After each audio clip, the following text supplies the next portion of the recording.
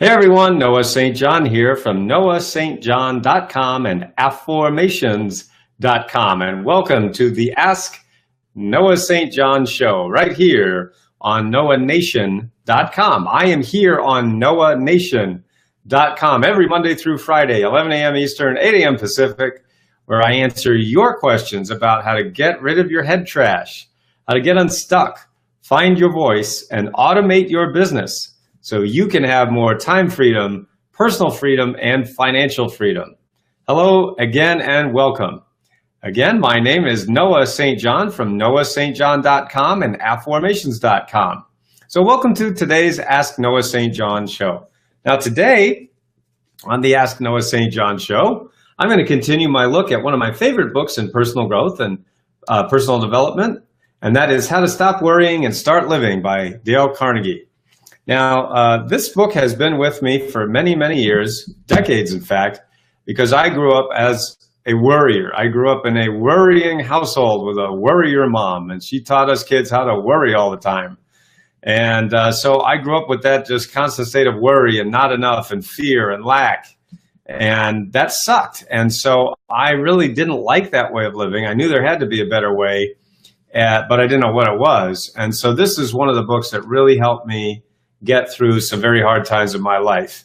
So that's why I'm sharing this with you, and I hope you're enjoying it as much as I am enjoying it. I love doing these programs with you, and I love answering your questions. So make sure that you send me some smiley faces, make sure you send me some thumbs up, and make sure you send me some hearts, and ask me anything you like here on noahnation.com, because I am here to answer your questions about how you can have more time freedom, personal freedom, and financial freedom.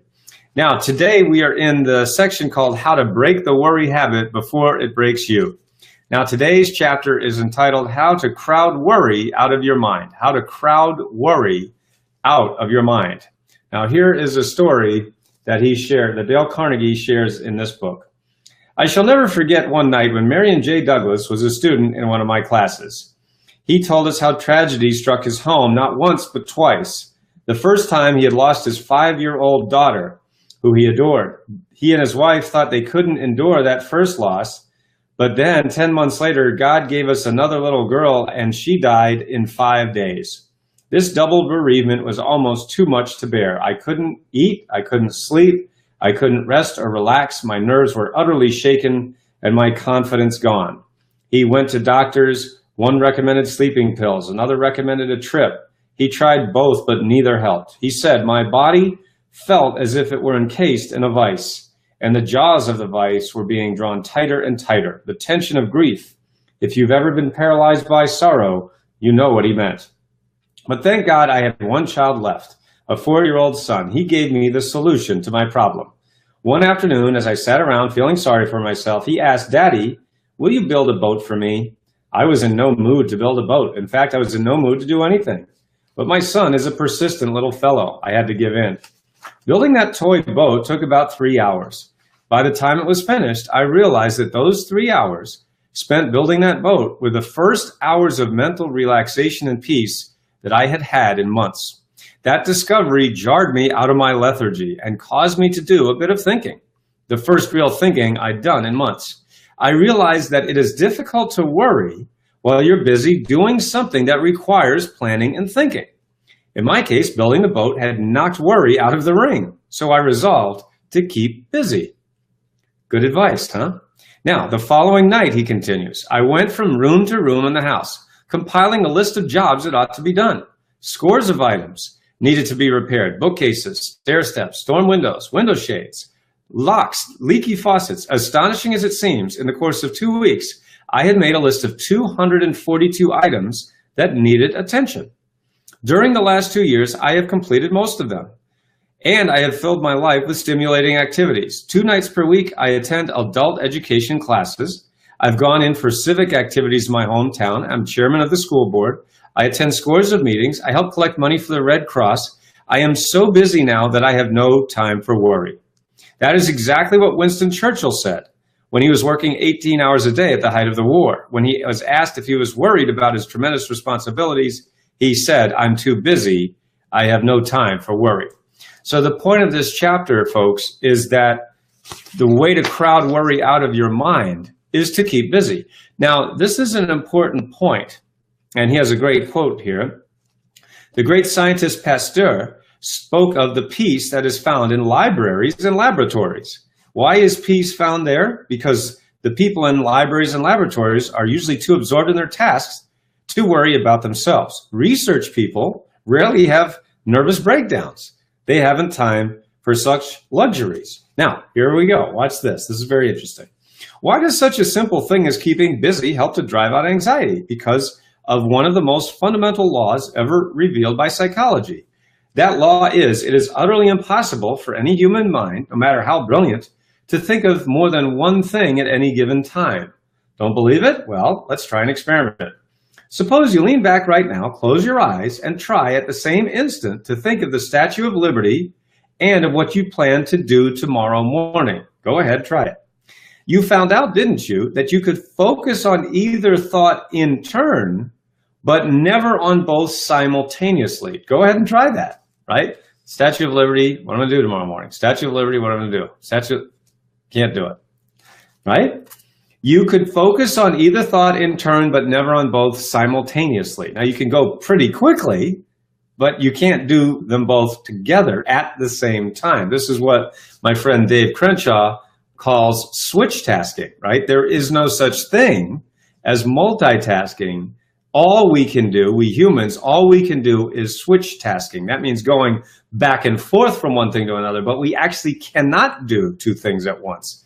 He calls that the myth of multitasking. The same is true in the field of emotions. We cannot be pepped up and enthusiastic about doing something exciting and feel dragged down by worry at the very same time. One kind of emotion drives out the other.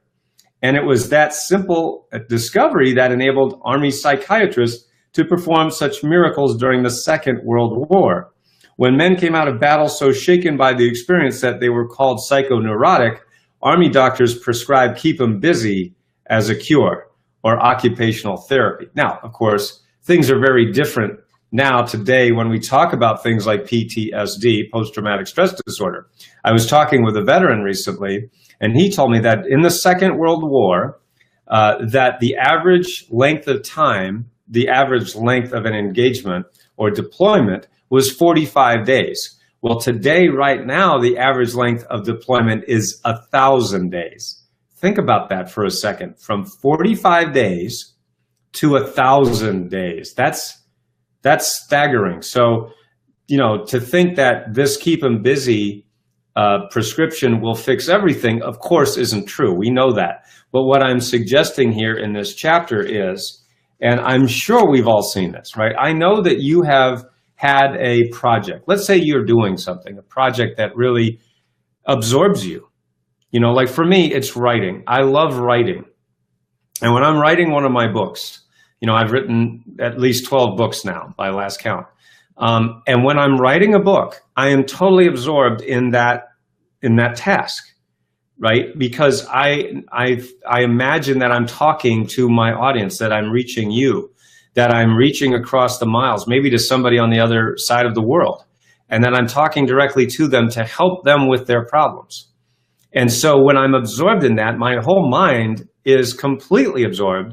And that is what many research scientists now refer to as the zone, being in the zone. I'm sure we've all experienced that.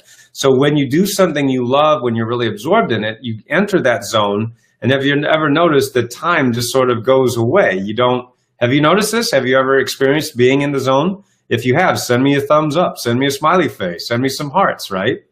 So the point is, and this is what Dale Carnegie is getting to in this chapter, okay? Yeah, here's a great quote here from The Art of Forgetting the Unpleasant. A certain comfortable security, a certain profound inner peace, a kind of happy numbness soothes the nerves of the human animal when absorbed in its allotted task. Isn't that true? Like I said, so that's what we are, you know, many scientists now are calling or referring to as the zone. Have you ever been in the zone? What puts you in the zone? For me, it's writing. It's also speaking when I'm on stage.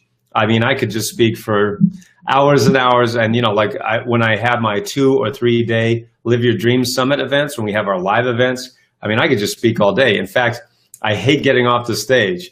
That's one of the reasons why, when it's at my events, at the most, there'll be one or two other speakers, but usually it's just me working with, a very small select group of people at a very intimate high level for 2 or 3 days. And the reason for that is I just love speaking so much. I don't want anybody else on stage. I want it to just be me. You see what I mean? So now that's for me. So what is it for you? What absorbs you? What puts you in the zone? What activity or what task puts you in the zone? All right. So if you and I don't keep busy, if we sit around and brood, this is back from the book here, we will hatch out a whole flock of what Charles Darwin used to call the wibbergibbers. And the wibbergibbers are nothing but old-fashioned gremlins that will run us hollow and destroy our power of action and our power of will. Okay?